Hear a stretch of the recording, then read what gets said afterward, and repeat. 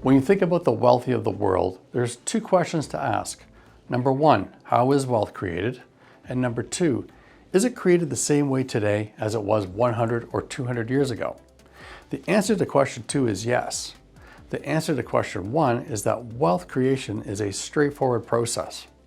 First, invest in something, whether that's the stock market, starting a business, or becoming a partner in a business, whatever it may be, make that investment. Second, let time go by, work at it, build it, monitor it, and let the passage of time do its part. Third, when you let time do its part, you let the investment compound. Einstein once said that compounding is the eighth wonder of the world. The stock market grows at an average of 8.6% annually. That will compound and double your investment in a little over 8 years. Finally, defer taxes as long as possible. Taxes are detrimental to wealth creation. If you sell, you are subject to taxes. You also must take those proceeds and find another investment that is as good or better than the one you sold. So the other question, is wealth created the same way today as it was in the past? Well, the answer is yes. Who are the wealthy people you read about today? Elon Musk, Jeff Bezos, Mark Zuckerberg, and Warren Buffett, just to name a few. Now we'll get back to Warren Buffett in a minute. These are all business people and entrepreneurs. They invested and built up their businesses, letting them grow and compound over time. Elon Musk didn't make his fortune trading in and out of Tesla shares. And I'm pretty sure Jeff Bezos doesn't trade GameStop or Amazon stock. They built their companies and they hold them over many, many years. 100 years ago, it was Henry Ford, the Carnegies, or the Thompson family here in Canada.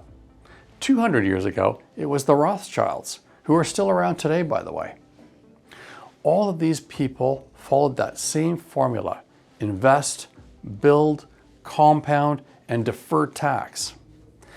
Different technologies, different industries, but the same underlying principles.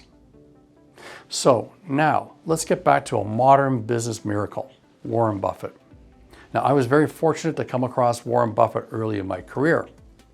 I was leafing through a Fortune magazine, reading about the billionaires of the time, and came across Buffett. What struck me was this guy was an investor. He made his money investing in private and public companies. So I went out and bought the Warren Buffett Way, the Warren Buffett portfolio, and started reading about his philosophy and his strategy. And here's the thing. It was about the simple laws of wealth creation. Choose great companies, hold them and compound on a tax-deferred basis as long as possible. So through Berkshire Hathaway, Buffett's investment vehicle, he has owned stocks like Coca-Cola, Gillette, and Geico for decades. So when I started Harvest in 2009, I wanted to take the essence of that philosophy and strategy and apply it to investment products. All of our products are based on a long-term hold philosophy. It doesn't mean that a name won't be sold from time to time and replaced by something we feel is a better investment. But we take a long-term approach to that business. So for example, Eli Lilly has become a very popular stock and a great performer. Well, it's been in the Harvest Healthcare Leaders Income ETF, HHL, since day one. That's nearly a decade. At Harvest, we take this underlying framework for wealth creation and apply it across all of our products. Healthcare, technology, real estate, big brands, utilities, and so on. It's the same philosophy. Second, to provide a great income for our investors, we sell call options to generate high income every month.